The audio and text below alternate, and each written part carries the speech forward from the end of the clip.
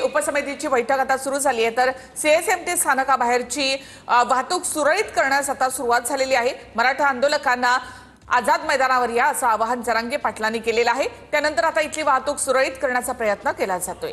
मनोज जरांगे यांनी आवाहन केलेलं आहे की मुंबई मोकळी करा आणि त्यानंतर आता मराठा बांधव देखील पोलिसांना मदत करतात। आता जी गेल्या 2 ते 2.5 तासांपासून वाहतूक कोंडी झाली होती ती आता सुरळीत करायला प्रयत्न सुरू आहेत। बीएमसी समोरील वाहतूक सुरळीत करण्यास आता सुरुवात झालेली आहे। आपण पाहतो मराठा आंदोलकांना जरांगे पाटील यांनी आझाद मैदानावर या असं आवाहन केलेलं आहे। त्यानंतर आता इथली वाहतूक कोंडी जी गेल्या 2 तासांपासून ही वाहनं या ठिकाणी अडकून पडली होती। आपण ती बस सातत्यानं या रोडवर पाहत होतो। तर ही बसमधले प्रवासी जे आहेत ते उतरून चालत पुढे निघून गेलेत, मात्र इतर जी वाहनं आहेत ती या ठिकाणी अडकून पडली होती।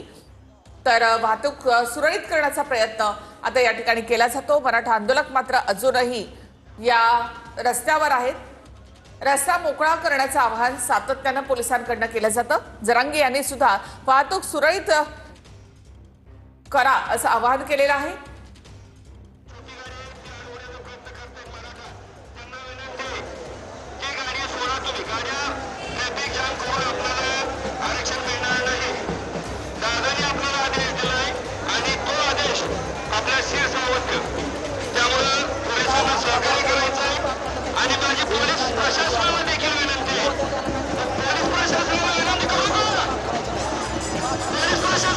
तर मराठा आंदोलकांनी पुन्हा एकदा ही वाहनं या ठिकाणी रोखून धरली आहेत। आपण पाहतो तर दुसरीकडे जरांगे पाटील काही वेळापूर्वीच त्यांनी संवाद साधलाय। मराठा बांधवांना देखील त्यांनी आवाहन केलेलं आहे की वाहतूक सुरळीत सुरू करू द्या।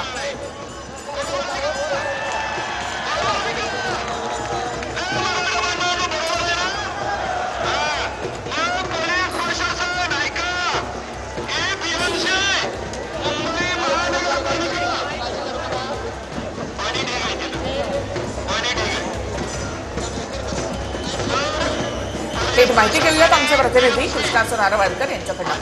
कृष्णा, आता सीएसएमटी किंवा बीएमसी जवळचा रस्ता मोकळा करायला सुरुवात केली, आवाहन केलं जात आहे। मराठा आंदोलक मात्र अजूनही तिथेच उभे असलेले पाहायला मिळत आहेत। काय एकूण चित्र आहे? निखिल, आपण पाहतो की मराठा समन्वयक जे आहेत त्यांच्या माध्यमातून मनोज जरांगे पाटलांचा निरोप हा सगळ्या आंदोलकांमध्ये पोहोचवला जातो आणि सध्या रस्त्यावरती ज्या गाड्या अडकलेल्या आहेत किंवा ज्या बेस्टच्या बसेस अडकून पडलेल्या आहेत त्यांना इथून मोकळं करण्याचा प्रयत्न केला जातो आहे। आंदोलकांना वारंवार आवाहन केलं जाते। काही आंदोलक हटत आहेत, मात्र काही आंदोलक अजून सुद्धा रस्त्यावरती आहेत आणि त्यामुळे पोलिसांसमोर एक मोठं आव्हान असणार आहे की मागच्या जे फ्लायओव्हर उतरल्यापासून सीएसटी पर्यंतच्या ज्या काही गाड्या रस्त्यावरती वाहतूक कोंडीत अडकलेल्या आहेत किंवा अडकून पडलेल्या आहेत त्या पूर्णपणे इथून बाहेर काढणं हे एक मोठं आव्हान असणार आहे। मनोज जरांगे पाटील हे सुद्धा व्यासपीठावरून वारंवार आवाहन करतायत की रस्ते अडवू नका, गाड्यांची अडवणूक करू नका, जेणेकरून मुंबईच्या जनजीवनावरती परिणाम होईल, मुंबईची वाहतूक कोंडी विस्कळीत होईल। मात्र तरीसुद्धा आंदोलकांकडून ही आग्रही भूमिका जी आहे त्या आरक्षणाच्या मागणीसाठी आंदोलन जे करण्यात येत आहे त्या आंदोलकांकडून सीएसटीचा जो काही चौक आहे तो पूर्णपणे चक्काजाम करण्यात आलेला आहे आणि गाड्या अडकून पडल्यामध्ये आता जवळपास 2-2.5 तास झालेले आहेत। गाड्या ह्या अडकून पडलेल्या आहेत आणि या गाड्या आता बाहेर काढण्याचे प्रयत्न, शर्थीचे प्रयत्न खरं तर मुंबई पोलिसांकडून याच्या आधी सुद्धा करण्यात आले। आंदोलकांशी थेट संवाद साधून त्यांच्याशी बोलण्याचा प्रयत्न पोलिसांनी केला, मात्र तरीसुद्धा आंदोलकांनी ऐकलेलं नव्हतं आणि म्हणून आता मनोज जरांगे पाटील यांच्या आवाहनाची थेट मदत मुंबई पोलिसांनी घेण्याचं ठरवलेलं आहे। सध्या मनोज जरांगे पाटील यांच्याकडचा जो काही निरोप आहे, पहिल्यांदा मुंबई पोलिसांनी एक ऑडिओ क्लिप मनोज जरांगे पाटील हे आवाहन करतानाचे ऐकवले आणि आंदोलकांना समजावून सांगण्याचा प्रयत्न केला, मात्र तरीसुद्धा आंदोलक हटायला तयार नव्हते। आता आपण पाहतोय की वेगवेगळ्या स्पीकरच्या माध्यमातून या सगळ्या आंदोलकांना आवाहन केलं जातं की मनोज जरांगे पाटील हे वारंवार तुम्हाला सूचना देत आहेत, त्याचं पालन करा, त्यांचे आदेश पाळा, जेणेकरून मुंबईच्या जनजीवनावरती कोणताही परिणाम होणार नाही, गाड्या अडवून आपल्याला आरक्षण मिळणार नाहीये, तर आंदोलन आपण शांततेच्या मार्गाने करायचं आहे आणि म्हणून आझाद मैदानामध्ये मोठ्या संख्येनं जमा व्हा, आझाद मैदानाच्या बाहेर रस्त्यांवरती गर्दी करू नका अशा पद्धतीचं आवाहन सुद्धा मनोज जरांगे पाटील यांच्या समन्वयकांकडून केलं जातं आहे। स्पीकरवरून वारंवार अनाउन्समेंट केली जाते, मात्र तरीसुद्धा आपण पाहतोय आंदोलक हटण्यास तयार नाहीयेत। सध्या एक बेस्टची बस जी अडकून पडलेली होती, ज्या बेस्टच्या बसच्या समोर आंदोलक सकाळपासून बसलेले होते, ती बेस्टची बस हलवण्यात आलेली आहे, मात्र त्याच्या मागच्या गाड्या ज्या आहेत त्या अजून सुद्धा रस्त्यावरती अडकून पडलेल्या आहेत।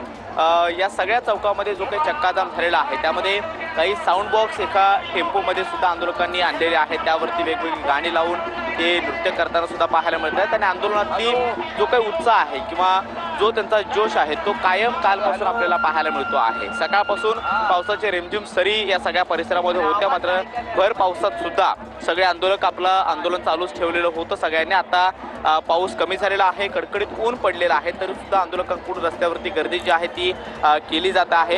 या सगळ्या परिसरामध्ये मोठ्या प्रमाणामध्ये जी काही गर्दी झालेली आहे ती गर्दी पांगवण्याचा प्रयत्न पोलिसांच्या माध्यमातून सकाळपासून केला जातोय, मात्र अजून सुद्धा गर्दी जी आहे ती पांगलेली नाहीये।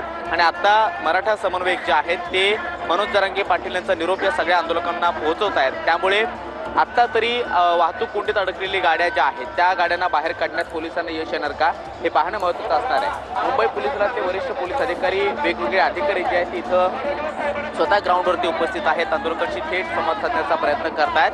किमान एक लेन म्हणजे जे फ्लायओव्हर पासून भायखळ्याच्या दिशेनं जाणारी जी काही वाहतूक आहे ती पूर्णपणे ठप्प करण्यात आलेली आहे, मात्र भायखळ्याच्या दिशेहून CSTच्या दिशेने येणारी जी काही वाहतूक आहे जे पुलावरची ती वाहतूक काही काळ सुरू होती आणि त्यामुळे गाड्या मोठ्या प्रमाणामध्ये जे पुलावरून खाली आलेल्या होत्या, मात्र अचानक गाड्या थांबवण्यात आल्या, वाहतूक रोखण्यात आली आणि त्यामुळे ज्या अडकून पडलेल्या गाड्या आहेत किंवा ज्या चारचाकी कार आहेत त्या सगळ्या इथे ढोल देखील आणण्यात आलेले आहेत आणि त्या तालावर या ठिकाणी मराठा आंदोलक जोरदार घोषणाबाजी देखील करतायत। आजूबाजूची काही दृश्य दिसतील। देखील आपण पाहतोय की आंदोलकांच्या हातामध्ये वेगवेगळ्या म्हणजे ठराविक जे काही ग्रुप आहेत त्या ग्रुपच्या माध्यमातून हे नृत्य जे आहे किंवा आंदोलन जे आहे ते वेगवेगळ्या पद्धतीने या सगळ्या परिसरामध्ये करण्याचा प्रयत्न होतोय आणि हलगीच्या तालावरती सगळे आंदोलक डान्स करताना सुद्धा पाहायला मिळत आहेत। खरं तर मराठा आरक्षणासाठी आम्ही आलेलो आहोत आणि जोपर्यंत ही मागणी पूर्ण होत नाही किंवा मनोज जरांगे पाटील जोपर्यंत आदेश देत नाही तोपर्यंत आम्ही मुंबई सोडणार नाही, अशा पक्षी भूमिका त्यांची आहे आणि हलगीचं वादन हे ठिकठिकाणी केलं जात आहे। त्याचबरोबर काही साऊंड बॉक्स हे टेम्पोमध्ये बसवलेले आहेत, त्या साऊंड बॉक्सच्या आधारावरती गाणी वेगवेगळी लावली जात आहेत, ती सुद्धा आंदोलन जे आहेत ते आपल्याला पाहायला मिळत आहेत। संपूर्ण CSTचा परिसर हा चक्काजाम झालेला आहे, सगळ्या गाड्या वाहतूक कोंडीत अडकून पडलेल्या आहेत। आंदोलकांना समजवण्याचा प्रयत्न पोलिसांच्या माध्यमातून केला जातोय, मात्र तरी सुद्धा आंदोलक जे आहेत ते हटायला तयार नाही आहेत आणि अशा वेळेला या सगळ्या गर्दीमध्ये आपण पाहतोय की मोठ्या प्रमाणात